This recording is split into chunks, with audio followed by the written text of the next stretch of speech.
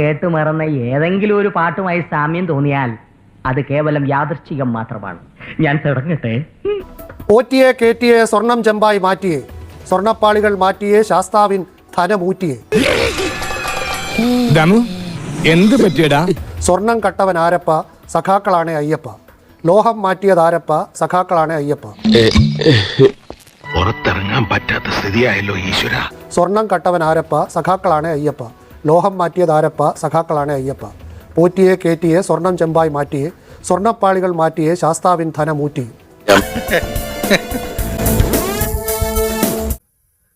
ശ്രീ സുജിത് പണിക്കർ സ്ഥിരമായി ശബരിമലയിൽ പോകുന്ന ആളാണല്ലോ, അയ്യപ്പ ഭക്തനാണല്ലോ, പന്തളംകാരനാണല്ലോ. ശ്രീ ശ്രീജിത്തിന്റെ വികാരം ഞാനിപ്പോൾ ഈ പാട്ടിന്റെ വരികൾ വായിച്ചപ്പോൾ വ്രണപ്പെട്ടു. ശ്രീ വിനു, വ്രണപ്പെടുക എന്ന് വെച്ചാൽ സാമാന്യ അർത്ഥത്തിൽ നമ്മുടെ നാട്ടിൽ പറയുന്നത് കുരുപൊട്ടുക എന്നാണ്. നമ്മളെയാണല്ലോ മച്ചമ്പി. അപ്പൊ എനിക്ക് ചോദിക്കാനുള്ളത്, ഈ പാട്ട് കേട്ടിട്ട് കുരുപൊട്ടിയിരിക്കുന്ന ഏതെങ്കിലും ശരിയായ ഹിന്ദുമത വിശ്വാസി, അയ്യപ്പ വിശ്വാസി ഉണ്ടോ എന്നാണ്. ഞങ്ങൾ അസ്വസ്ഥരാണ് ഉണ്ടെന്ന് ഞാൻ കരുതുന്നില്ല. കാരണം ഞാൻ അടിയുറച്ച അയ്യപ്പ വിശ്വാസിയാണ്. എനിക്ക് ഇത് കേട്ടപ്പോൾ ഇതൊരു ഭക്തിഗാനമാണ് എന്ന് പോലും നമുക്ക് ആർക്കും തോന്നുന്നില്ല. അങ്ങനെ ആരുടെയെങ്കിലും കുരു പൊട്ടുന്നുണ്ടെങ്കിൽ അങ്ങ് പൊട്ടട്ടെ എന്ന് മാത്രമേ പറയാനുള്ളൂ. ഞാൻ പറഞ്ഞതുപോലെ ഇത് വിശ്വാസത്തിനെ കുറിച്ചുള്ള പാട്ടേ അല്ല. അതിൽ പറയുന്നത് രാഷ്ട്രീയ സത്യങ്ങളാണ്. ഇന്നത്തെ കേരളത്തിൽ നടക്കുന്ന, പ്രത്യേകിച്ച് തിരുവിതാംകൂർ ദേവസ്വം ബോർഡുമായി ബന്ധപ്പെട്ട അഴിമതിയെക്കുറിച്ചാണ്. ഞാൻ പറഞ്ഞത്, ശബരിമലയിൽ സ്വർണം കട്ടപ്പോൾ CPM-ന്റെ ആൾക്കാർ ആരെങ്കിലും വിഷമിക്കുന്നതായിട്ട് ഞാൻ കണ്ടില്ല. അപ്പോൾ ഏതെങ്കിലും തരത്തിലുള്ള മതവികാരം അവിടെ വ്രണപ്പെട്ടതായിട്ട് ഞാൻ കണ്ടില്ല. അതിന്റെ പേരിൽ അറസ്റ്റിലായിട്ടുള്ള കൂടിയ സഖാക്കൾ ജയിലിൽ കിടക്കുന്ന സമയത്തും അവരെ പാർട്ടി സംരക്ഷിക്കുന്നുണ്ട്. അവരുടെ അംഗത്വം അവിടെയുണ്ട്, അവരുടെ ഔദ്യോഗിക പദവിയുണ്ട്. അതിൽ നിന്ന് പുറത്താക്കുന്നതായിട്ട് നമ്മൾ കാണുന്നില്ല. ചോദിക്കാൻ എവിടെ പോയി ന്യായം പറയുന്ന ഈ നാവ്? അപ്പൊ ആ സമയത്ത് എന്തെങ്കിലും തരത്തിലുള്ള ഏതെങ്കിലും വികാരം വ്രണപ്പെടുകയോ കുരു പൊട്ടുകയോ ഒന്നും ചെയ്യുന്നത് നമ്മൾ കാണുന്നില്ല. ഒരു സിലിണ്ടർ പോലെയാണ് ഇപ്പൊ എന്റെ മനസ്സ്. വാൽവ് മുറുക്കി അടച്ചാരെ, അല്ലെങ്കിൽ ലീക്കുണ്ടാവും. ഇതിന് മുമ്പേക്ക്, കുറച്ചു നാൾ മുമ്പേക്ക് നമ്മൾ പോയി കഴിഞ്ഞാൽ നൈഷ്ഠിക ബ്രഹ്മചാരിയായിട്ടുള്ള അയ്യപ്പന്റെ കല്യാണം കഴിഞ്ഞു എന്ന് പറഞ്ഞ് പ്രസംഗിച്ച ഒരു പ്രമുഖ ഇടതുപക്ഷ യുവ നേതാവ് ഇവിടെയുണ്ട്. 18-ാം തീയതി വാക്കുപ്രകാരം അയ്യപ്പൻ മാളികപ്പുറത്ത് വിവാഹം കഴിച്ചു. അങ്ങനെ ബ്രഹ്മചര്യം അവസാനിച്ചു. അതുകൊണ്ട് ഇനി ശബരിമലയിൽ ഭക്തർക്ക്, സ്ത്രീകൾക്ക് വരുന്നതിൽ തടസ്സമില്ല. അല്ലേലും തന്റെയൊക്കെ വായന ഇതല്ലേ പ്രതീക്ഷിക്കാവൂ. ആ സമയത്ത് ജെന്യുവിനായിട്ട് ഇവിടെയുള്ള ആൾക്കാരുടെ മതവികാരം വ്രണപ്പെട്ടിരുന്നു. നാട്ടുകാർ കേൾക്കുന്നുള്ള കുറച്ചിലായിരിക്കും. കേൾക്കട്ടെ, ജ്യോതിഷ മാന്ത്രിക രത്നത്തിന്റെ ഒരു മഹിമ. അതിനെ ഓൺ ചെയ്യാനായിട്ട് CPM തയ്യാറായിട്ടുണ്ടോ? അങ്ങനെയില്ല. അപ്പോ ഒരു മതവിഭാഗത്തിന്റെയും ഭക്തിഗാനങ്ങളെ കുറിച്ച് പാരഡികൾ പാടില്ല എന്ന് പറയുമ്പോൾ അതിൽ ദൈവസങ്കല്പത്തിനെയോ ദേവതാ സങ്കല്പത്തിനെയോ ഈശ്വര വിശ്വാസത്തിനെയോ എതിർക്കുന്ന വരികൾ ഉണ്ടെങ്കിൽ ആ പറയുന്നതിനോട് യോജിക്കാം. പക്ഷെ ഇവിടെ ഒരു വാക്കിൽ, ഒരു വരിയിൽ അവിടുത്തെ ദൈവസങ്കല്പത്തിനെ ഇകഴ്ത്തുന്നില്ല, മറിച്ച് അവിടെ നടന്നിരിക്കുന്ന വസ്തുതകളെ കുറിച്ച് പറയുകയാണ്. ശബരിമലയിൽ സ്വർണം കട്ടോണ്ടുപോയി എൻ അയ്യന്റെ പാലകരെ അടിച്ചു മാറ്റി. ഭക്തകോടി തേടിയെത്തും സന്നിധാനത്തിൽ നിൻ വിഗ്രഹമതെങ്കിലും ഒറിജിനലാണോ? തങ്കക്കുറവേ, നമ്മൾ ഈ നാണം കേട്ടല്ലോ. ഒന്ന് പോയാൽ അടുത്തത് വരും. ഇതുപോലെ ഒരുപാട് പാട്ടുകൾ പാടി പാടി പാടി ഇവിടുത്തെ കുട്ടികൾ, ഇവിടുത്തെ പ്രതിപക്ഷം, ഇവിടുത്തെ സാധാരണക്കാർ, ഇവിടുത്തെ വിശ്വാസി സമൂഹം അവർ ഈ സർക്കാരിനെ താഴെ ഇറക്കുന്നോടം വരെ പാടിക്കൊണ്ട് കിടക്കും. ശ്രീജിത്ത് പണിക്കറൊക്കെ ചിരിക്കുന്നുണ്ട്. എന്റെ ഗാനം അത്ര മോശമായി പോയത് കൊണ്ടാവാം.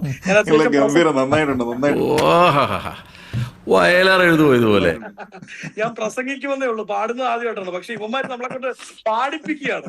എന്റെ തലവിധി. സ്വാമി അയ്യപ്പോ അല്ലെങ്കിൽ പള്ളിക്കട്ട എന്ന് പറയുന്ന പാട്ടിന്റെ ട്യൂൺ ഇതിന് വന്നു എന്നുള്ളതാണ്. പാട്ടിനെ ഉപയോഗിച്ചുകൊണ്ട് ശ്രീ K. കരുണാകരന്റെ വാഹനത്തിന്റെ സ്പീഡിനെ കുറിച്ച് പാരഡി കൈരളിയിൽ പാടി അത് ബ്രോഡ്കാസ്റ്റ് ചെയ്യുന്ന സമയത്ത് കൈരളിക്ക് പ്രശ്നം ഉണ്ടായിരുന്നില്ല. മന്ത്രിക്കേറെ സ്പീഡിൽ പോണം, മന്ത്രിക്കാറ് ഫ്ലൈറ്റിന് തുല്യം, മന്ത്രിയേ അയ്യപ്പോ അവിടെ ഉണ്ട് അയ്യപ്പൻ. അതെ, അയ്യപ്പനുണ്ട്. അപ്പൊ അങ്ങനെയാണെങ്കിൽ അതിൽ ആർക്കെങ്കിലും എന്തെങ്കിലും തരത്തിലുള്ള ബുദ്ധിമുട്ടുണ്ടായിട്ടുണ്ടോ? അത് പിന്നെ കൊടുക്കട്ടെ, അത് കോടതിയിലാണ്. തെരഞ്ഞെടുപ്പ് കമ്മീഷൻ കാര്യമായിട്ടൊന്നും ചെയ്യാനില്ല ഇതിൻ്റെ അകത്ത്. അതൊരു കാര്യം. പിന്നെ പോലീസിൽ പരാതി കൊടുക്കുന്നത് അതൊക്കെ തമാശയല്ലേ. മിസ്റ്റർ ഭരണകക്ഷിയാണ്, നിങ്ങൾ ഇതിൽ ദുഃഖിക്കേണ്ടി വരും. ഇപ്പൊ സർക്കാർ, നമ്മുടെ സർക്കാരായതുകൊണ്ട് ചിലപ്പോൾ കേസൊക്കെ രജിസ്റ്റർ ചെയ്യും. പക്ഷെ അതിനപ്പുറത്ത് ഒന്നും ചെയ്യാൻ പറ്റുകയില്ല. ഇതൊന്നും ഒരു കോടതിയിൽ തെളിയിക്കാവുന്ന കുറ്റമേ അല്ല.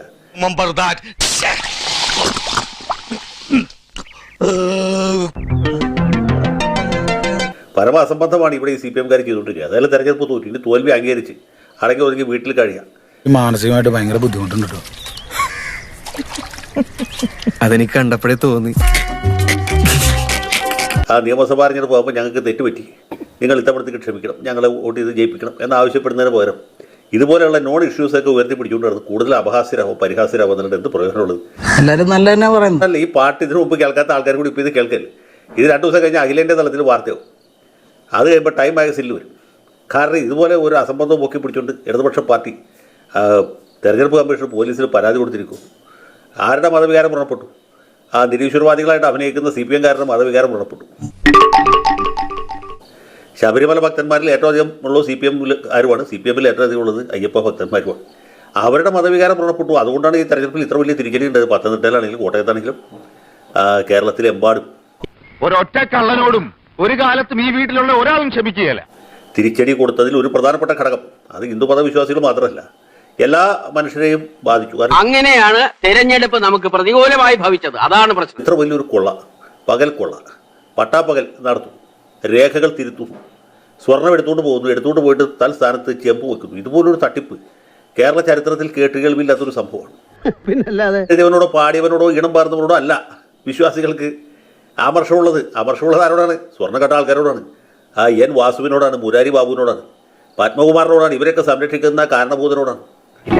ഇതെല്ലാവർക്കും ഒരു പാഠമായിരിക്കട്ടെ. ഒരു മുഖ്യമന്ത്രിക്കും ഒക്കെ ഏറ്റവും വേണ്ടപ്പെട്ട N. വാസു. അപ്പോൾ സ്വർണം കട്ടവൻ ആരപ്പ, സഖാക്കളാണ് അയ്യപ്പ എന്ന് പറയുന്നതിൽ ഒരു തെറ്റുമില്ലല്ലോ ശ്രീ ജയശങ്കർ. രണ്ടുപേരും സഖാക്കളാണ്. ഇവർ 2 ശരീരവും ഒരു ആത്മാവുമാണ്.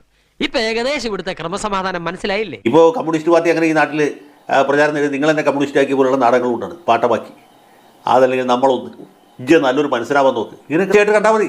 പണ്ട് നമ്മൾ അവർക്ക് കൊടുത്തു, ഇപ്പോൾ അവർ നമുക്ക് തരും. അത് 2 കൈ നീട്ടി വാങ്ങിക്കുക.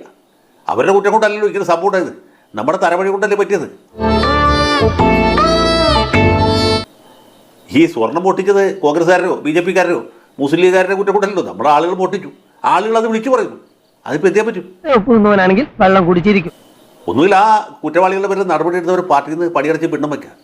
അതല്ലെങ്കിൽ ഇതുപോലുള്ള പാട്ടുകളെ കേൾക്കുമ്പോൾ നമ്മൾ താളം പിടിച്ച് കേൾക്കുക. അത്രേ ചെയ്യാൻ പറ്റൂ. ഇന്നത്തെ എന്റെ ഈ അവസ്ഥയിൽ നമുക്ക് ആ പാട്ട് ഒന്നുകൂടി കേൾക്കാം. അത് ഈ ഖത്തറിനുള്ളിലെ ഗായകരുടെ ഗാനമായിട്ടാണ് പാർലമെന്റിന് മുന്നിൽ മുഖ്യ ഗായകൻ ഡീൻ കുര്യാക്കോസ് MP-യുടെ നേതൃത്വത്തിൽ ആലപിച്ച ഗാനത്തിലേക്ക്.